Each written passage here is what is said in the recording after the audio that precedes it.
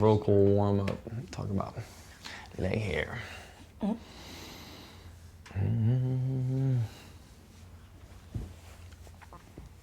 Well, hey there. Hi. Welcome to the MMA podcast. I'm Karyn Bryant. What's up, guys? Jouban here. Glad you could join us today. It feels like it's been a little while. We took a week off because there was no fights. It's crazy, but you know what it is? Because there's been so many fights that we're with you guys so frequently. You take 1 week off, and I'm like, man, dude, I'm having like.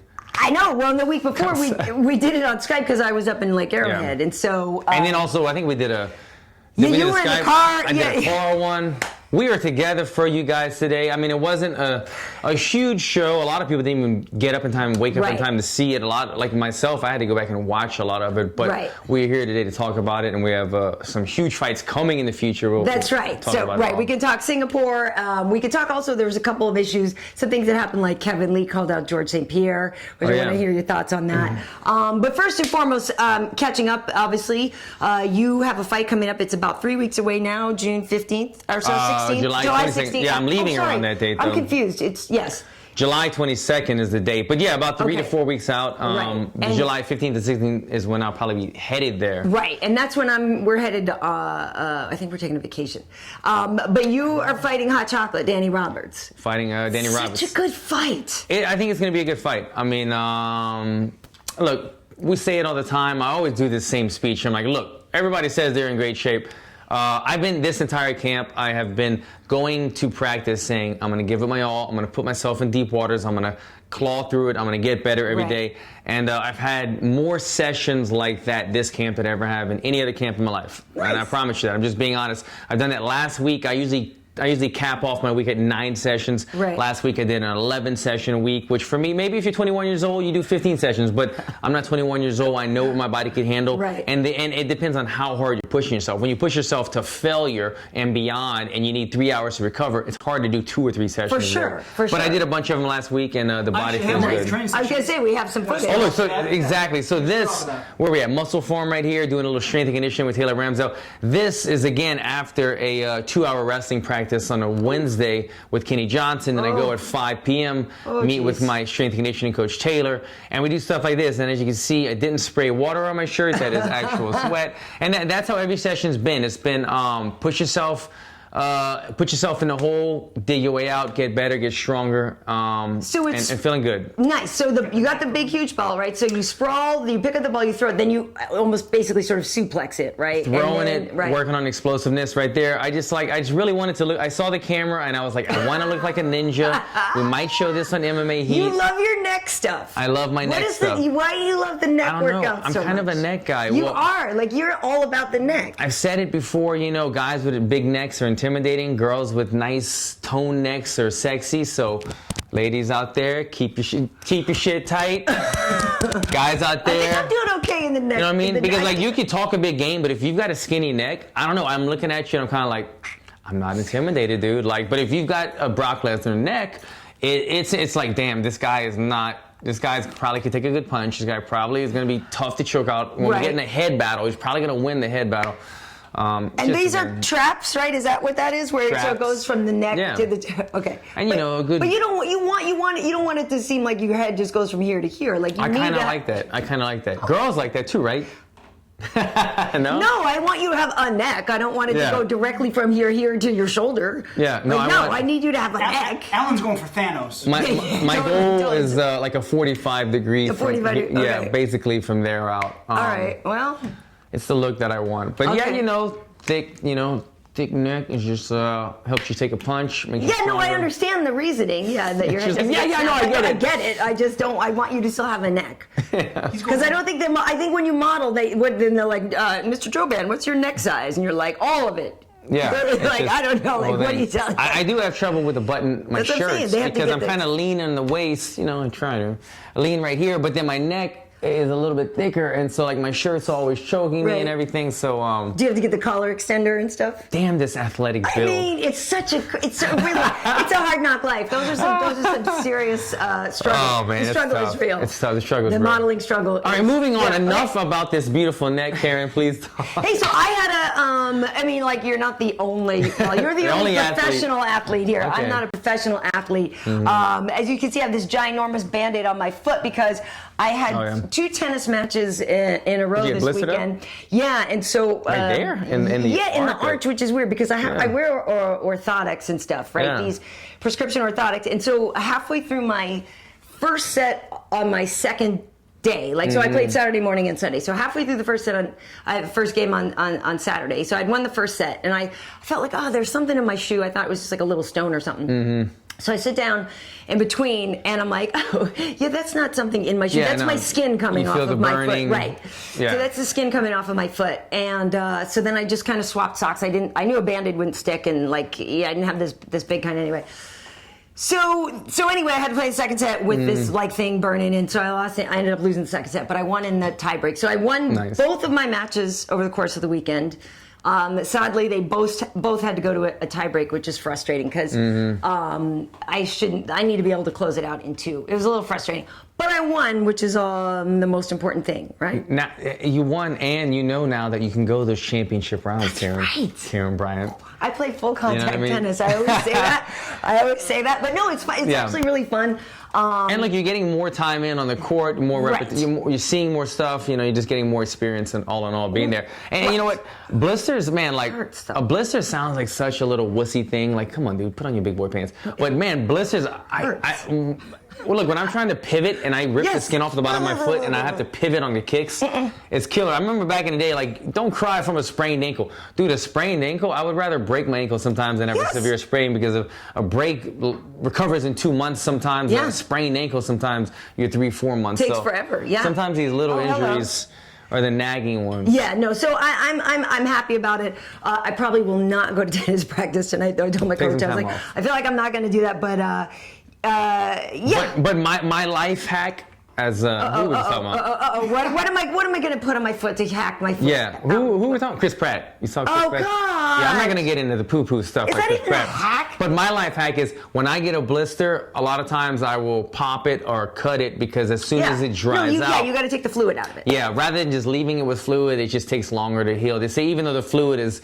protecting it or something, I'd rather just cut the shit off, let it burn for 1 day, and then speed up the process. Yeah, I didn't have that option because it ripped on its own. Yeah. So I came home, I put the Neosporin on and stuff, and then I covered it with it's got a bunch of aloe on it. I like to rub salt in it. Yeah, right. Salt on the wound. Yeah. With salt. Yeah, so it's got a bunch that of would be a good aloe saying and as well. everything now. So anyway, victorious. Now, like you said, Saturday people had to get up early. So before I went to play tennis, I watched the main event at Singapore. I didn't get to watch all of it beforehand because I needed to get my sleep. I thought there was a very entertaining fight between Leon Edwards and Cowboy Cerrone. I think the right guy got the win. Yeah.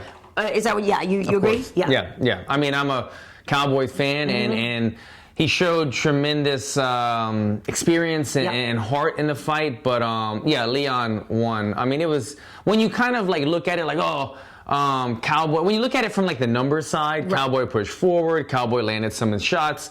Yes, it made it a little more competitive. When you look at the fight as a whole, when you look at damage, when you look at he got damage right away. Right away. And you know what? Sometimes that plays into the eyes of judges, and it swings the momentum of a fight. But this fight was correct.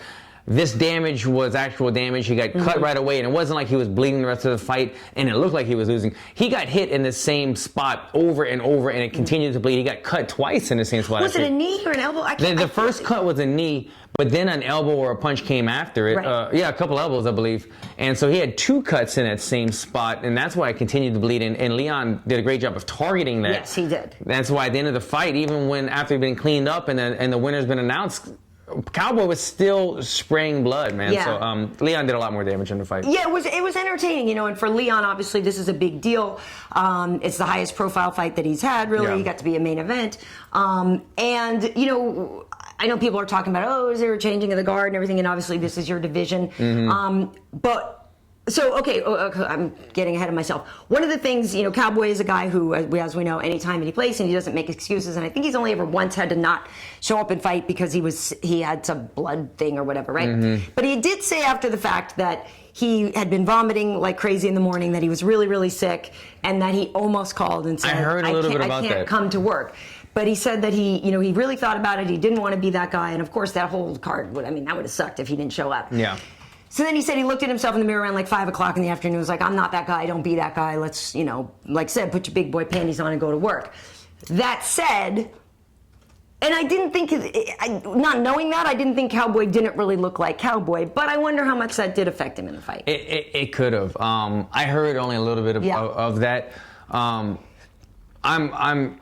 He took the fight, and I'm so glad he did. I'm sure the fans are, but also, even if it did affect them, it was worth it. You know what I mean? Right. It's not like, I don't think that if it had him a half second, or not even a minute part of a second slower, it wouldn't have made a difference, I don't think. I think the better man won the fight. Leon was just a better fighter. He was a little bit faster. It could have been a changing of the guard, but I think a fresh Cowboy or a guy that was a little bit sick, I don't think it would have made a difference. With that said, I got so much respect for Cowboy. He to go and, like you said, look at himself in the mirror after he's thrown up fight day, and to just kind of, I've talked about this before, like on my social media, just sometimes I've got to wake up and hit the reset button, and to do that the day of a fight when you've got so many jitters and nerves and anxiety going on, and Cowboy's a guy that we know he gets a lot of anxiety, right?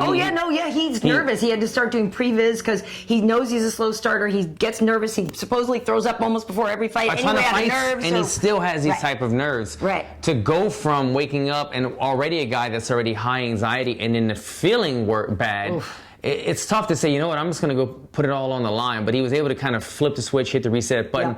We saw, so in between the fourth and the fifth round, I tweeted something out because I noticed he went to the corner and you like his with Six Gun Gibson. Six Gun Gibson. Right. The back and forth between him and Six Gun Gibson, I loved it because I'm really into finding motivation and visualization, and it makes sense now because I really didn't know watching the fight at the time that Cowboy was sick. But now that you're saying this, that he was sick, and Gibson knows what he was going through, and Gibson probably did a lot of mental prep with Cowboy, getting him ready for this fight. He got in there, he stepped in there, and he put on a tremendous effort, and he was hurt and bleeding, and he kept going. And Gibson had such a close rapport with him that he said, look, man, I'm so proud of you. You're doing amazing. I need you to do this. And he gave him some things to visualize on. It takes your mind away from how tired you are. It takes your mind away from all the other things, and it just reassures you, gives you a little bit of confidence, and a little bit of confidence mentally goes a long way physically. And it did that. He was able to go all 5 rounds, put on a great show. The last second, he was giving the Max Holloway. I know, he did. He was doing that. Pointing. It was great corner work from his coach, and it was a great fight and effort from Cowboy, and a great job from Leon. For sure. I can't take credit away from him. Exactly. That's what I was going to say. With all that stuff said, I agree with you on all of that. I'm not in any way trying to say that Leon's win wasn't great, because that's the whole thing. He had a great performance. I think it's really cool to me to see somebody like Leon who is on some people's radar but not on everybody's, and all of a sudden you see him beat a guy like Karyn, and you're like, oh snap, like let me pay attention to this guy a little bit more. And it's funny though, because the whole thing that you're saying about not being in the mood to fight sometimes or whatever, like literally I thought of that the other day when I'm playing tennis. And I was like, okay, like sometimes, I would lose I lost a couple games in a row, and I have this whole mental dialogue going on. There's no coaching involved when we're playing. We have to just be out there on our own. And so you're all on your own. You're playing singles. You're in your own head. And it's a very similar experience, I would imagine, because it's just you. But I literally was saying that to myself. I was like, wow, man, imagine, like, I'm not in the mood right now, and this is just some chick hitting a tennis ball at me. Like, imagine if somebody's throwing elbows at my face and I'm not in the mood to be there that day. Like, that would suck. You have to just find a way to reset it. And that's why, I don't know tennis, but that's why I'm sure at the high levels they do have coaches, because even if there's not a whole lot of game planning going on, specifically for a match, there's just the coach that knows you so well that can say, look, Karyn, all right, let's turn it up now. You remember when you were tired of practice the day and you hit the just somebody who could spark something. That's all you need, is a little spark now and then, a little reassurance now and then. Gibson did a great job doing that for Cowboy, and he had a strong 5th round, after being hurt and tired. So what do you think of the Leon's call out of Masvidal? Masvidal apparently has said he's cool, let's go, and Masvidal is always it's cool wasn't exactly the word that he used, I don't think, Karyn. No, he didn't. He said something a little more spicy than that. I like Masvidal. I really I was hoping for that type of response. I really like Masvidal. But so he, Masvidal's always talking about how nobody wants to fight him, how people keep declining him, and maybe Leon isn't above him in rankings, and it wouldn't help him so much. But I guess he's like, hey, cool, look, somebody wants to fight me, somebody's not afraid. I think that would be a cool fight. I like it. And you know what? I think it's a smart call out. It's a fun fight, and it makes sense, because I'm not going to say I'm not a fan or I am a fan, but I just like guys who call out things that make sense. If you're not even in the top 25 and you're saying, I want to fight the champ, it's just like, okay, like realistically, let's make a match. And Leon's a guy that's kind of still, what is he, in the top 10? I think he was like 12. 12, he beat Cowboy, so maybe he's like 9 or something. Like that, yeah. Mazadov, I'm just guessing, is around 7 or 8. Right. So this fight makes sense. He can move up 2 or 3 spots. Mazadov is a name. He's a fun fight. It's a fight that, he's not trying to leapfrog the entire division. Right. He's trying to say, look, I'm a guy that's one of, and Mazadov, being a guy, like you said, that not a lot of people want to call out, calling him out gives you a little bit of street credit, if you will, and the UFC will respond to that as well. So question, I think they'll make it. I think so too. Here's my question to you, Alan Jouban. Donald Cerrone has only won 1 fight since 2016. He 16? Yeah, so, he's 1 and 5, 1 and 4 in his last 5 fights. Gotcha. Because he has lost a lot. So, I mean, what's his name? This is his only win, the Hawaiian. Wait, Yancey Medeiros. Yes, Yancey. Because he lost now to Edwards, he lost to Masvidal, right? He lost to Till, and he lost to Lawler. All tough guys, but all still. ridiculously tough guys. But I don't want to see Cowboy retire yet either, and he's talking about how he'll just, fight until the UFC calls him up and is like, bro, no more. Until the wheels fall off. But what do you do now? Because that's. You know what's intriguing is we're talking about this, and at the same time, the little thing that keeps getting brought up in a lot of conversations is this new weight division of the 65, and I think the 65 division is the weight division that Cowboy would need to be in. You think it's size? But Leon wasn't bigger than him. Yeah, I think so. Because you know what? The thing is, Leon, I always looked at, I've crossed paths with him. We fought on the same card before, I believe, but I've never really sized up next to him.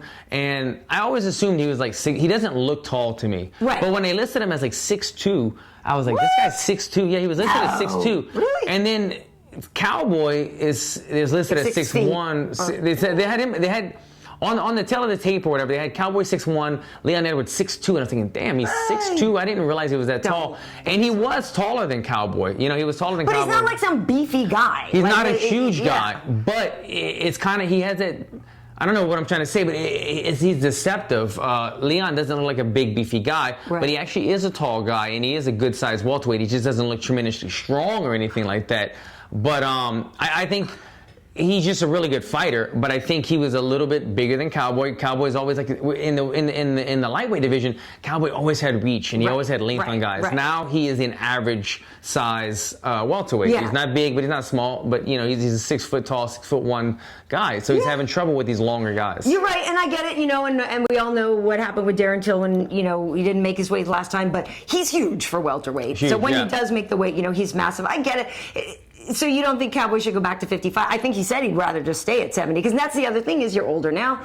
It's harder to get to 55. He doesn't want to cut the weight. And realistically, I brought up the division just because I feel like it's something that keeps getting brought up. Right. I just feel like if a new weight division is going to arise in the UFC, the 65 would be the one that I would say make this one first, because you've got in between it's in between the 2 most stacked divisions in the UFC, the 55 division and the 70 division. We've got like 100 people in each division in the most competitive division, and within those 2 divisions there's a lot of guys that are a little bit big for 55 and a little bit small for 70. Cowboy being one of those guys. I think he would do a little bit better at 65 than he would at 70, because then he wouldn't be fighting the Darren Tills of the world. So let's talk about this then, because Kevin Lee he called out George St-Pierre, basically. He wanted to invent a 65-pound weight class, and like you said, it's because he feels... Is GSP making 65? I mean, he makes 70. He doesn't like to be at 85. He said he actually had all those stomach issues and things from trying to eat too much to gain that weight, so he preferred to be at 70. Kevin, we know, has had trouble making 55, and so he's calling for the 65 thing. I mean, I agree with you that the idea can be pretty good, and Kevin has a point where he's saying, the division is sloppy. Like, you have Tyron, but you also have Colby, then you also have, Connor kind of, but also now, who's, there's a lot of champion sort of confusion or whatever.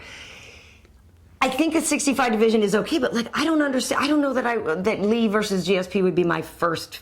No, that's out of nowhere. That's out of left field to me. But I like Kevin, and I like his gumption in putting that out there. But those are not 2 people I would necessarily think of first. I'm not sure who I would think of first, but I would think of. Yeah.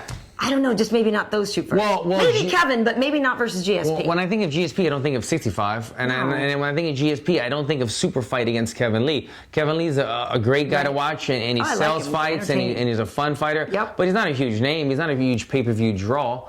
GSP, I think needs to be fighting either for a belt or a huge name, or like a super fight, like with Khabib or Conor or something like that. Right? Yeah, I mean, look, when Kevin Lee throws his name out there, we talk about it. Other people talk about it, and that's what Kevin Lee has done well throughout his career. Other than backing it up in the octagon, he throws stuff out there, and it's interesting things. He's one of the first guys, one of the lead guys in the league that were bringing up the new weight division. So he's one of the guys on the forefront that had us talking about it. Honestly, if a 65 division ever arose and I was still in the UFC, I would just about to ask you, can you make 65? I would think of doing it. I probably could. You know, I've overshot my weight cut before, and I've made 68. And I was heavily drawn out. But if 65 would come, that means that then I could get the catch. You get 1 pound catch weight. Right. So it would be 66. I could make it. You know, it's tough. I could make it. I would just be severely, you know, I'd be super lean, but I could do it. Would I want to be in there with guys that are a little bit faster because they're kind of like big 55ers? Or do I want to be in there with welterweights who I feel like I might have a speed advantage on, but they have a couple more pounds on me? It depends, man. I kind of like being the faster guy, my style of fighting. I'll give up 5 or 10 pounds for a little bit of a speed advantage. But if I'm going down to 65 and I'm fighting guys like Kevin Lee who are very athletic, very fast, and we might be the same weight, but I might not have that speed factor. I don't know. It'd be something that I would play with, though, if the division came. Yeah, I mean, you could put RDA there, right? Because he's maybe a little small for 70. Like, he definitely seemed outsized in his last fight. The guys that you could put there. The thing that I'm worried about, that if a new division comes along, though, these are already two divisions where guys are already trying to say, I want to go up in weight, I want to go down in weight. So if one comes in between, everybody's going to say, I want to be the champ. It's going to be too fluid, exactly. I want to be the champ. They want to be three champs. Right. I feel like if a new weight division came along, you have to say, look, you fight in it one time, and if it's a weight division you can make, you stay in it. There's no bouncing back and forth, because everybody's going to be like, I could fight 65, I could fight 75, whatever. The people need to kind of stay in their weight categories and let them flourish, let them emerge, because you got guys getting in there, beating a number 5 guy, then they want to go to the next weight class, and then it doesn't. Everything gets all tricky. Exactly. Well, one guy who is very consistent in his weight class is Ovince St. Preux, and he was victorious again over Tyson Pedro at UFC Singapore. He got a first round submission. We were watching it again just before we started to do this show. I mean, OSP now, so he tied Chuck Liddell and John Jones for the most finishes in modern UFC light heavyweight history, with 9 finishes. The top of the division in terms of most wins is still John Jones, and then I believe Ryan Bader. But OSP is up there now with, like, I think 11 wins in the division, but 9 finishes, which is really incredible. Yeah. We know that we've kind of changed the Von Flue to the Von Preux. This time, did you like that setup? That was nasty. I mean, he's even said, he's like, if I get on top of you, you're done. Like, it's basically how it goes. You hear a lot of grapplers say that they have confidence in their squeeze. If they get your neck, whatever way it is, even if it's not completely synced in, they have so much confidence in the squeeze. Right. And OSP is a guy like that. He has confidence in his grip strength. Yeah. He's got great squeeze, great grip strength. He's a big man, as we know. He looks huge in there with what was his opponent's name? Tyson Pedro, who's not small. Not a small guy. He's a big Samoan or whatever. And to me, watching the fight again, we just kind of rewatch it. I thought OSP looked a good 10, 15 pounds heavier than him. Man, he's a big man, but when he latches onto you, he's got great grip. He's probably got big hands, and he's able to just lock it in. That's why he had that straight arm bar on him. He's got great strength, man, and to say that he's tied with everybody now. John Jones putting his name in that category with the finishes and everything. He's a guy. I was telling Karyn before this. I debuted. I forgot that Bangor, Maine, right? Oh yeah. And OSP was fighting Bader. Thank you very much. She knows it, damn it. Bader was the main event against OSP. It's a teleprompter here. Exactly. She's reading it. Sweet. Okay, guys, back on track. And me and OSP fought on the same card, and Smiling Sam Alvey was on the same card. And since then, we've all became friends, and I've followed these guys' career. Right. I'm a guy who's pretty active in the UFC, but Smiling Sam Alvey, he's got like 3 or 4 more fights than me since then. And OSP's been killing it since then. He fights all the time. If he finishes somebody, he doesn't get hurt, he looks for a new fight. He's doing well, and that's why he's getting in these divisions. I mean, getting in these categories where he's breaking records or near breaking records because he does it. He's a name. The heavier the weight class, the better it is for the UFC guys. The UFC fans want to see big guys fight, and when you're building a name like OSP and finishing people, your career is flourishing. For sure. I'm definitely an OSP fan. I think he's great.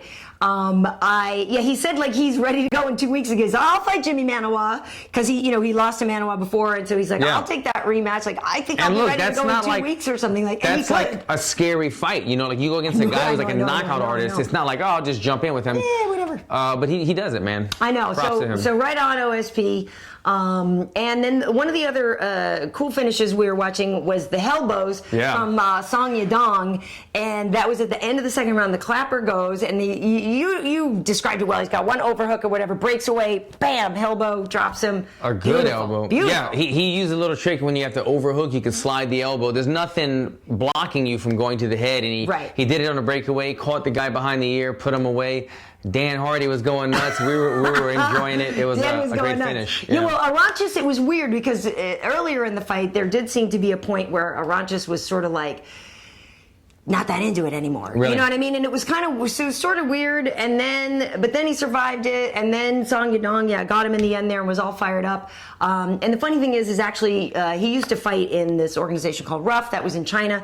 And years ago, I'd actually interviewed him. Yeah. And years ago, I'd actually interviewed him. I think Wade has a graphic of this.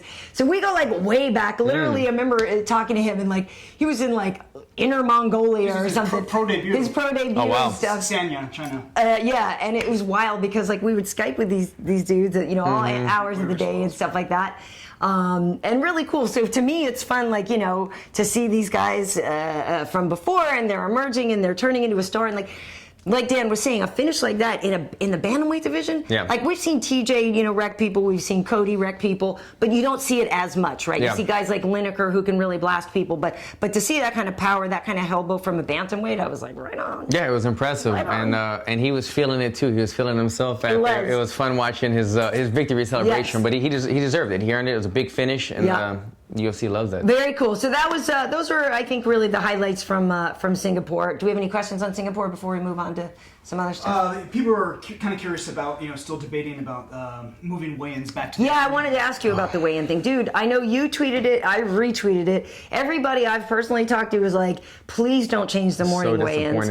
And I gotta agree with you that I mean, granted, I'm not the one having to go through it, but it seems like a lot more most people of the fighters you would spoke prefer. with, Oh my God! Like I would say 99% of the people that I've spoken with all want the morning weigh-in.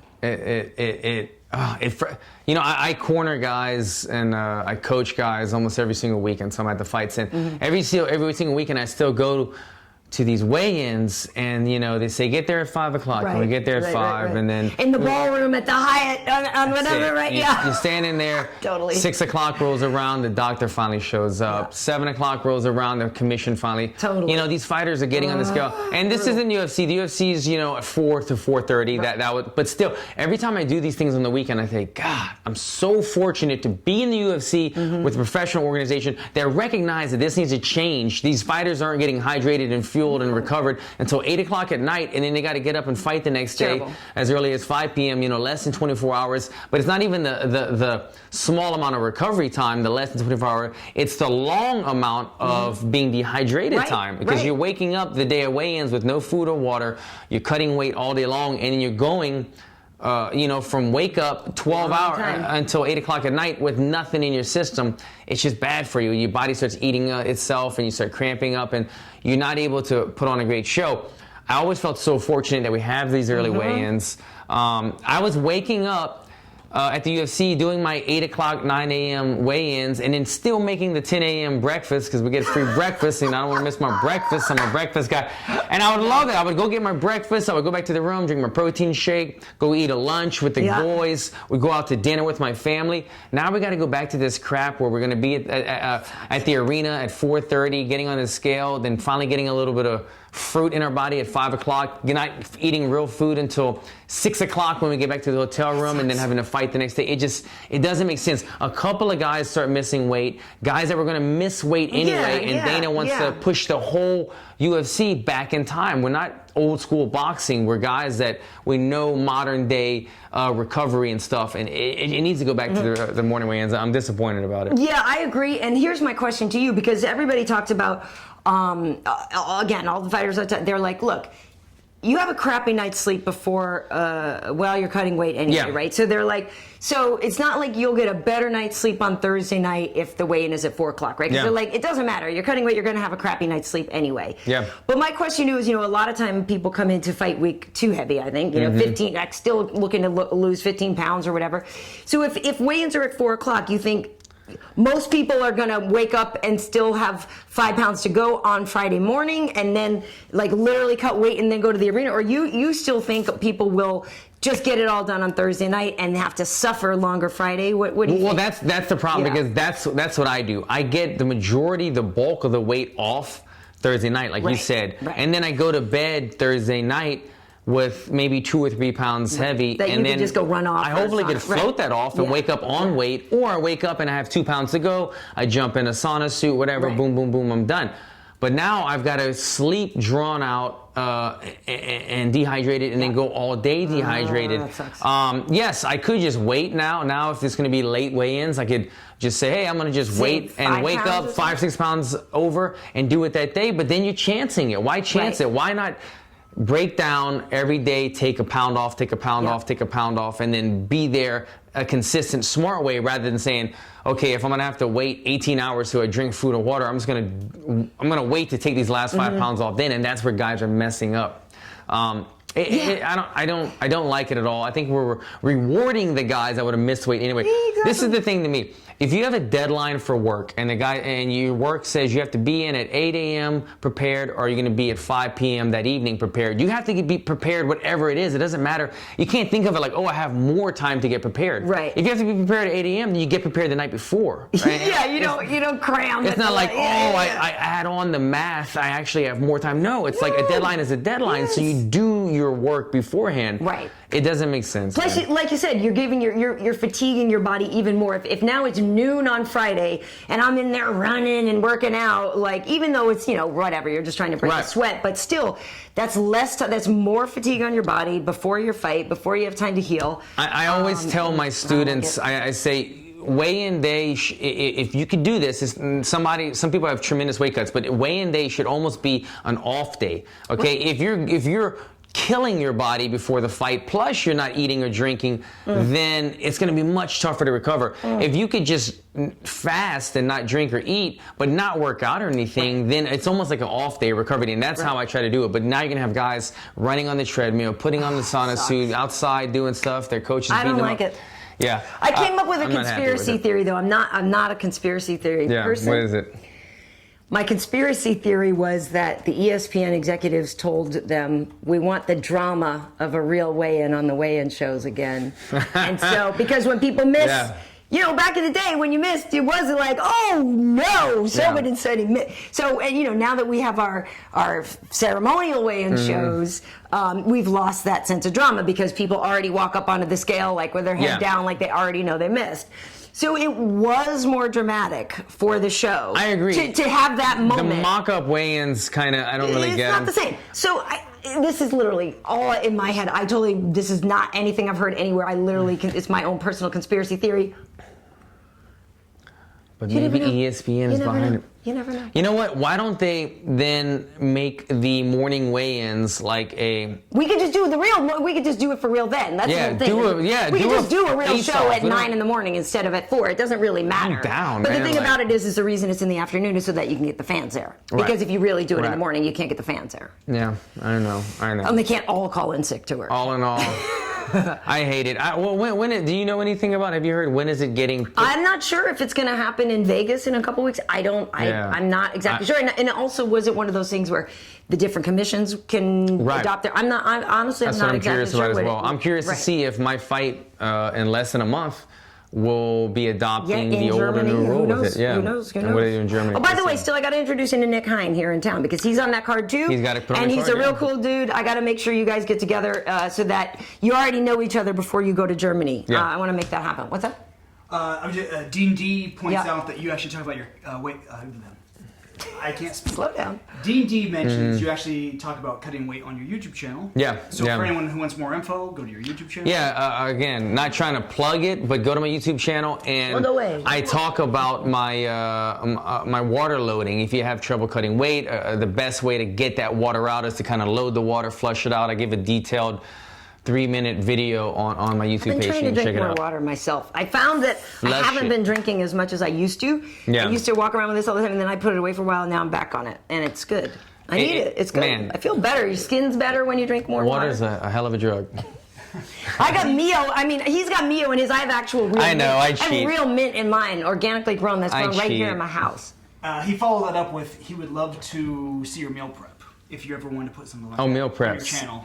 I can maybe do something with the meal Do you do it, or preps. does Nicole do it? Well, that's the thing. I don't really I don't follow a specific meal prep. This is what I do. The week of the weigh-ins, I just eat. The week before weigh-in, the week before fight week, I just eat super lean. And it's just basically, if I was going to sum it up in a quick thing, eat your heavy meal early, lighter meal for lunch, super light meal for dinner. Throughout the day, the meal should get lighter. So when you go to bed, your body's not breaking down a steak and potatoes. It's breaking down a chicken salad with a bunch of water. In half an hour, you use the bathroom, it's gone. In the morning, you wake up 1 pound, 2 pounds lighter in the morning. You shouldn't be breaking down food overnight. It should be getting rid of healthy food, restoring your body overnight. So that's how I do my meal prep is, I'll eat whatever I want for breakfast with some superfoods in it, maybe like a sandwich, chicken sandwich for lunch, and then a light salad for dinner. It's getting lighter as the day goes on, and every day I'm losing 1 pound of weight. That makes sense. With the water load. That makes sense. And before you move on, your mom says hi. Oh, hi, Mom. Hey, Mom. I was like, my mom? My mom watches that? Karyn's mom. My mom does. Okay, so have you been watching The Ultimate Fighter? Because obviously that finale is coming up as well. Yeah. So I'm curious what you think, but this week, just so people know, this week is the Coach's Challenge episode. I've already seen it. They've always had the Coach's Challenge. They always right? have the Coach's Challenge. This time it's a hockey challenge. Oh, man. I would lose. Entertaining. It very is entertaining. really, really funny. I can't think that DC can be an ice skater. Neither of these dudes are very good on the ice. Let's just put it that way. It's very funny. There's a lot of wipeouts. It's dramatic. There's some tension. So people definitely need to see it. But and I don't want to talk too much right now about who's in the finale because I get confused on what I know and what I don't know. But in general, we have, I believe we've got one of the lightweights determined and one of the featherweights already, and there's a couple more to go. But have you been enjoying the season? Because it's interesting because it was I got the card official from UFC what they're releasing so far. Right. So. And so there is the Brad and Bryce fought last week, and Brad beat Bryce. It's interesting, this show, because they were all undefeated, and some of them came in, and maybe they only had 6 fights or 9 fights or whatever. But it's interesting watching some of these kids, deal with their first loss. And some of them have handled it better than others. I don't know. I've been enjoying this season. I think about the exact same thing. Your first loss is something you never forget. It's just the first time you're like, damn, I always thought...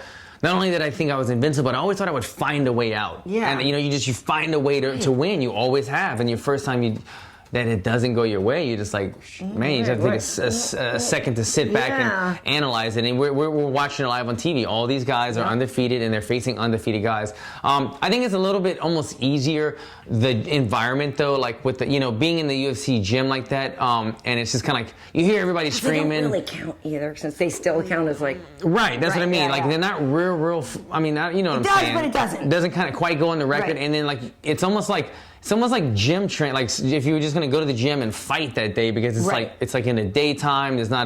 There's not weeks and weeks of build up and all that stuff. It's almost just easier. You just go out there and you lose and you fight. But if you lose, you're still dealing with that. I think these guys are probably going to reflect on it later on, because it's almost like you go to the gym and you lose in sparring. You're like, damn, that sucked. I lost. But it doesn't hit you until nighttime, you know. So I think it's going to be great for a lot of these young guys to really grow from there. And interesting thing too, people have talked a lot about how all the guys on Team DC, and it's unfortunate because they've won more fights, but then their guys have gotten injured and they couldn't fight on the show anymore, and so there have been replacements that have come in, which is a little bit unfortunate.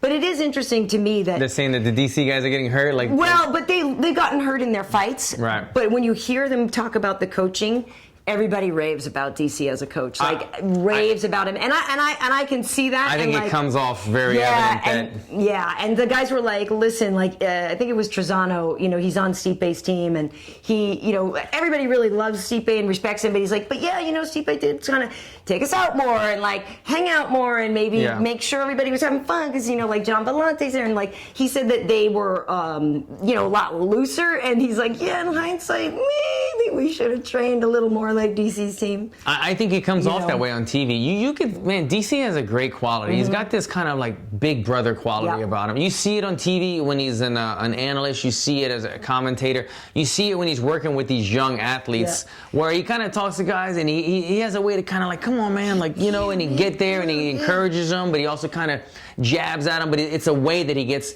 to push people, and he knows what he's saying. So he has the message, and he might give you the message or he might hide it, but he uses these other skills that he has to get the message through to you, and he makes his guys work, and he instills a proper work ethic with this bonding side of him, and he gets good results out of guys where Stipe doesn't. He said it. Look, I'm not dogging Stipe, but he said I'm not really a coach. Right. He's a fighter. I get it, but it comes off on TV. I see exactly what you're saying. And DC is actually a coach now in Gilroy, California. He's coaching a wrestling team there. You can tell DC's put in reps at coaching. He's not just taking a stab at it on this TV show. Exactly. He does it with kids. He's got his, it's just really cool to me to talk to these young kids who are just so happy that they got to train with DC, and they're look at, even if I lost, even whatever, they're lifelong lessons I'm taking away from here. I mean, Luis Pena actually went up to AKA and is training there now and stuff. It's really cool, and that I like to see, and I agree with you. DC, there's been guys like Tyler and Thailand who have kind of butted heads with him a little bit, and he's like, look, okay, fine, you can be stubborn, you can be that guy, and you don't want my insight. Cool. You do you, but I'm just letting you know, you probably should listen. He knows what he's doing. You can tell it's evident that he has put in a lot of reps in coaching, and he knows he has a system. Any coach that has a system, you're aware of it right away. Okay, this guy knows what we're drilling. He's not just saying, I saw this on TV. Right. And so I love that. It kind of gives you, when you're a fighter and you see a coach that has that, it gives you reassurance. While we're talking about DC, I saw on the way here. I was just going to ask you, John Jones? Yes. So DC saying if he captures his title from Stipe, he could probably squeeze 2 more fights into his career before he turns 40 or whatever, before he retires. And he would like those to be Brock Lesnar and John Jones. We're not shooting low here, DC. Yeah, totally. We're going for the biggest fights, the biggest paydays in his entire career with these last 3, including the Stipe fight. Yeah. This would make DC a kept man. This would make him. You could just sit back. That's FU money at that point. Yeah, man. Right? You just drink your iced tea on the front porch, DC. You'd be good to go. You get these 3 fights. But what do you think is going to happen? Because there was the rumor, that funny picture of DC when Dana had said, the winner of Stipe and DC might get to fight Brock Lesnar. Oh yeah, and DC went crazy. Yeah. But then there's all this talk now that it could be John Jones versus Brock Lesnar, and I know that was upsetting. So then I just saw this morning too. I was looking that John. I gotta hand it to that. Oh, and John came back. I didn't get to read it. So he's been roasting DC. Who's your daddy? If you get to, he's like, John's like, I want to be the heavyweight champ too. Would be happy to take it from you. I'm paraphrasing. But he's I gotta give it to him. John is really good at trolling good. DC. He's good on really, really, really good at trolling I didn't see DC. what he said, but he basically was saying, what, am I not a big enough name? Yeah, I'm deserving of it. He's like, who's your dad? He's basically saying, you know who can beat you. No matter what you accomplish in your life, you know that I'm still the guy that has your name. He even said something like, I know who you dream about at night, and your wife knows too. It's cold. It's cold, and he's talking about this is mental warfare. Because he said that DC said that the only reason John beat him is because he was cheating and using this. So John's like, okay, cool, fine. When I come back, you'll have that all squared away, and you won't have any doubt in your mind that I beat your ass, clean. It's entertaining, those 2 together. I gotta say, I don't know that my heart could stand setting up a fight between those 2 again. And it not happen. But his troll game is really good. But shoot, look at John Jones versus Brock Lesnar. I mean, that'd be amazing. Amazing, but what are the chances of one of those guys failing a drug test or pulling out? That's another high risk possibility. So I think the UFC needs to do the smart thing. they have to get DC has to get by Stipe, but if he got by Stipe, you've got the current two-weight champion, champ. The man, the guy that, well, he almost missed weight, but the guy that makes the towel. Towel gate. But, you know what I'm saying? If you ain't cheating, you ain't trying. That's it. He's reliable. I don't know. You know he'll show up. You know he's not going to fail a drug test. Or you have the other two guys. So you'd have to pick one of those guys as an opponent, but you put two opponents that have shady backgrounds, then you're really asking for trouble. So I think it would be smart. And, you know, look, I'm such a fan of Jon Jones, but you can't reward a man with the biggest payday of his career fighting Brock Lesnar after he has screwed up already. So you gotta give it to DC. I think so too. Man, for DC to end his career, if he would beat Stipe, and then which he totally can. He can. If he beats Stipe and then don't even know what happens with these other two fights, you already have DC in the argument of one of the greatest of all time. Because Stipe right now is really in the argument, because when you look at all the people that Stipe, if he's the greatest heavyweight and he gets beat by DC, Stipe's ridiculously good. This is the thing. I honestly am not sure what's going to happen. I mean, honestly, don't know, and it's going to really suck to have to pick that DraftKings that week. Because Stipe is ridiculously good, you know what I mean, and he's really good at everything. A lot more so than some people that DC has fought before. Will DC be able to keep that pressure against the big man of Stipe? DC was undefeated as a heavyweight. That's true. Strikeforce. I mean, he beat Frank Mir, and in the UFC, he beat Josh Barnett. He's beaten big dudes. Yeah. But Stipe's better than those guys. Right. But and can he absorb the power shots? If DC's playing that pressure game and eating shots and slipping shots, these are bigger, harder punches coming from Stipe. Dude, that's the thing. He's got a huge height advantage. Yeah. At any rate, so we had some questions. Well, just in regards to that, if Stipe should win, some people are saying they'd love to see him against Brock. Totally. Yeah. But Stipe, to me, that one doesn't even. I just think Stipe would totally win that. I think he smokes Brock. Yeah, exactly. 100%. So I think for some reason, I'm not sure, and maybe it's just because Jon is a light heavyweight normally, and DC is smaller. I think those fights would be harder. I feel like it'd be harder for Jon or DC to beat Brock. Gotcha. I don't think it would be that hard for Stipe. No, I don't think so either, because Brock isn't.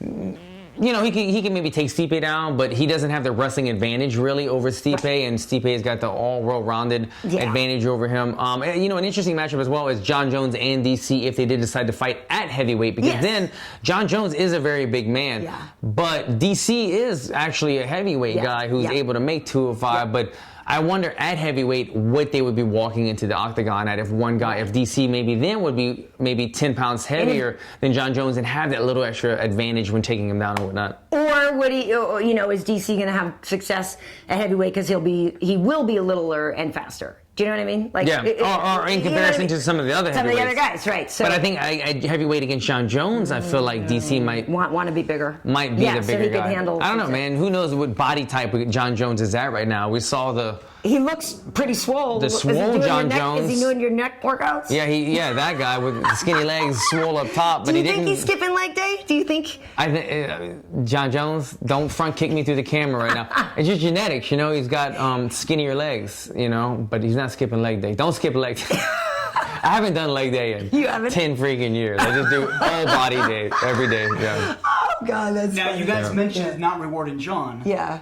Even though I want to see him fight again, really bad. Some fans are asking, well, why reward Brock? Brock is, he's been caught, why give him a chance? But I feel like, first of all, Brock he's been out forever. He's been out forever, and he needs to fight, a name. You can't just throw Brock in there with a debut guy. But Brock brings the numbers. I mean, I know Jon brings numbers in the real fight world, but Brock brings the numbers and numbers. At that point with Brock, it's the entertainment business. It's the entertainment. Yeah, you have to kind of put it aside. Like, we're not talking about rankings here. We're talking about, okay, this is a superstar that's going to bring big numbers, and everybody's going to watch. Right. And that's the thing. I mean, to be honest, with all this stuff, I feel like the most frustrating part of this whole conversation is that we haven't seen Jon Jones fight in forever. Like, it sucks. Yeah. The dude is ridiculously good, and it's so fun to watch him fight. And even though he beats up a guy that I work with, and it makes us sad, the guy's awesome. And it sucks that we don't get to see him fight. Yeah, but you know what? I agree with whoever commented on it. I don't think we really should. I want to see Brock fight. I don't think we should award him with like a title shot, though.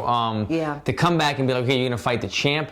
to me, is kind of questionable. I feel like it would just be like a super fight. I don't know if you can take the belt out of there or what. But to say you're going to get a crack at the title, maybe he gets lucky, becomes a UFC champion, to me wouldn't make any sense after he's had a shady past. And how long would Brock really stay there and try to be the champ anyway? Yeah, no, he'd retire. He's out. Boom. See ya. But you can't reward the man, but you do have to let him fight. I mean, it's like you're not going to tell Conor McGregor no. You're not going to tell somebody who brings the numbers. Right. And we need the numbers right now. The last pay-per-view didn't do so well. I know. You mentioned Conor McGregor. Last question that's been kind of coming up continuously. If Conor wasn't holding up the lightweight division, do you think there'd even be discussion about 165?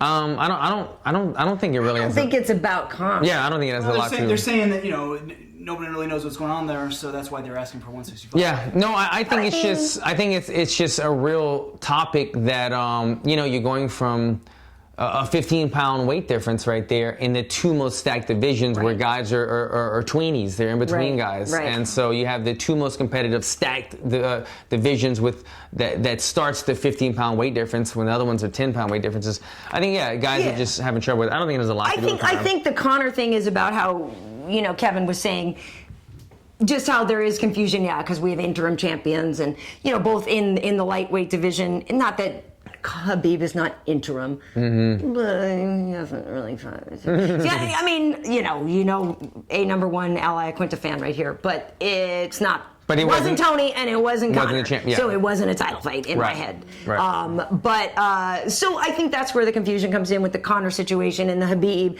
and then at welterweight you have Tyron and Colby. So it's more like that. Just that, like you said too, that's where their bulk of people are. It's the most natural landing ground for most of the fighters. So there is just, and maybe it would help people get more fights. Because a lot of you guys are sitting around waiting for fights more. I don't know. Yeah. I just don't want to see guys, like I said, I'm floating in between. Yeah, I don't want to see that. I don't like guys bouncing around too much. Or like you said, like if you commit to 65, you got to stay there for 3 fights. Something like that. I would like them to put something like that in place. That way guys aren't trying to bounce around or try to get too many belts. So let the divisions play itself out. Let them get a little more stacked, and then that way the ranking system and everything could be truthful. But if you have a guy beating them a 9 guy, and then he switches division, it's like where, and then the guy's still sitting in the rankings, but fighting in another division, it doesn't make any sense. No, it doesn't. Any more questions? You guys covered most of them. Oh yeah. I think so. Hey, you watching any World Cup? It's been really fun. There's been some good games. I haven't been able to watch a lot of it live. Didn't you score a few times for Portugal? I did. I did a hat trick. You're welcome.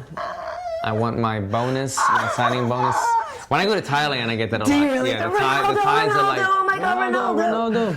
That's so great. You need to walk around in the red shirt and just be like, just go like this, like, shh, don't talk about it. I'm down with it. I'm just trying to be chill here. Yeah, no, there's been some good games. They're early though, and so I don't know. I know, it's a little tricky. At training or whatever. It's a little tricky to see that. So, because I wanted to go watch some friends, because, obviously Fox is covering it, and so there's a ton of our people in Russia, but there's still some of the guys that are here, and so I was talking to some of them, like, oh yeah, we should watch some games together, and then like talking to some of my friends at work, and we're like, oh yeah, let's go watch the games. It's gonna be really fun. And then you look at your schedule, you're like, 11 a.m. I guess we're doing some day drinking. Yeah. You know what I mean? Because that's like the second game is an 11 a.m. game. Although, I guess as they get cut down, some of those games might happen a little bit later on. But it's been really hard to like go out and socialize and watch these, because it is really fun when you go out and there's a crowd. You go to one bar that maybe it's the bar for England, or maybe, that's really, really fun. But it's been hard. So I've just been watching them here at home and stuff, enjoying some of the games. It's been good. There's been catching the replays. Same thing myself, but been good. Yep. We didn't mention this before. I'd like to throw this up. Okay, so Kenny, hey, my man. For MMA Help, Wade went over and filmed a class, a live stream of Kenny's fundamentals class, right? BJJ fundamentals. Nice gym, huh? I've never been, but it looks so clean and everything. So you can go to youtube.com/MMA Help, and that's where you find this. Yeah. So, and Wade will probably be doing more of that live streaming from there. But Kenny Florian is pretty good. Pretty good. Been So a if you black can belt learn, for a minute. if you can learn some of the fundamentals from him, and if you don't have enough money to fly out to California here and go train with Kenny in Santa Monica, then you can watch this. We filmed a lot of instructors, and I was impressed. I've known Kenny for years. I've never seen him as an instructor, and he breaks it down step by step to where even if you're a beginner, even a complex move makes sense. Right. Yeah, no, you can tell he's a guy that geeks out on jiu-jitsu, and he's been doing it for so long. So it adds up to being a great instructor. And help people visualize why they're doing a certain move. Right. So you're not just following a recipe and you have no idea why you're doing it. Right. He helps you visualize. And having that MMA background as well, you know that you're learning stuff that, he probably does sport jiu-jitsu stuff as well. He competes in jiu-jitsu tournaments, but just a guy that has been in there and punched in the face isn't going to say grab this and just hold it, because he knows the danger zones that some people don't know. That's really going to happen. You can trust him. Yeah, because obviously I see him do demos and stuff at work, but then they're suited up. They don't ever do jiu-jitsu demos at work. Yeah. Not much. Do you know what I mean? So it is cool. What Alan was saying is some jiu-jitsu guys do so much, straight jiu-jitsu. Right. In a real fight, you're right. Yeah, because you're not wearing a gi and you're not doing this. You can't do a collar choke. You can't do it. Whatever. You better be a master of the heel hook if you're going to go to the ground and give up position. Where Kenny makes sure to mention, all right, if you do this, you got to protect your face. Right. Watch out for this. Watch out for this. Good, good. So yeah, very cool. Very cool.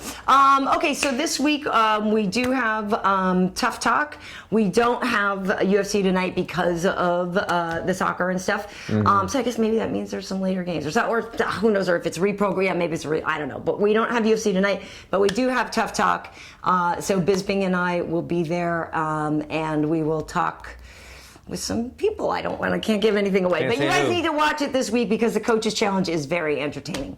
And then later on in the week, this week there's nothing this weekend, but later in this week, Wednesday, I'm going to media lunch with Bryant Ortega with T-City with his L.A. How do you do that? L.A., right? I'm always I know you're backwards. I know, because I'm a lefty too. Both of us are like, oh no, that's a loser.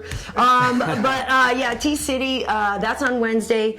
And then on Monday, we have a media lunch with Stipe, too, which should be cool. It's also fun going to lunch with a guy like Stipe because he can eat lunch with you. It's true. You always feel bad when you're sitting there and the food is really good at the place. You're like, I'm so sorry right now. Yeah.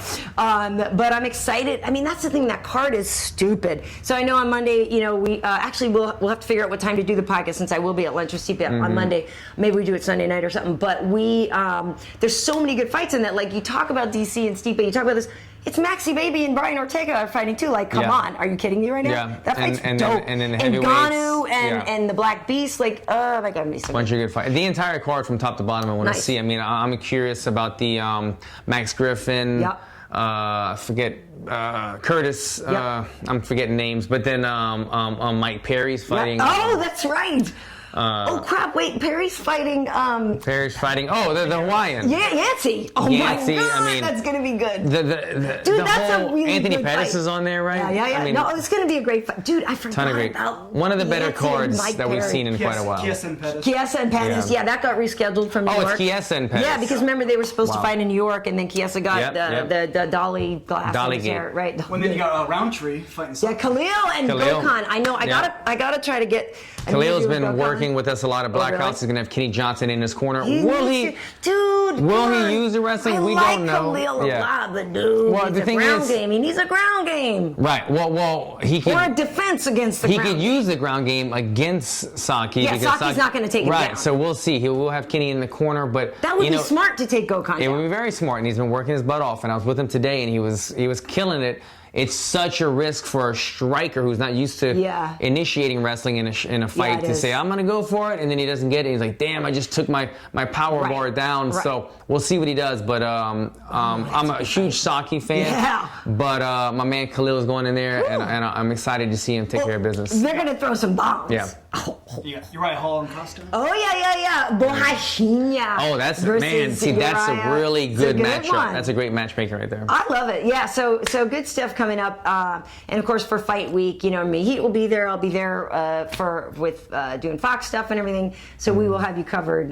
It's going to be fun. Really fun. Yeah. Good stuff. Cool. So on social media, KB Heat on Instagram, Karyn Bryant on Twitter, YouTube, all that other good stuff. If you aren't already subscribed, please do. Cool. Alan Jouban across the board on social media. And yeah, check out my YouTube page if you want to see a little more insight into my weight cutting tips. Cool. And with that, we'll see you. Take care, guys. Work your neck. Get the neck workout in. Lean, sexy neck on the women. Thick neck on the guys.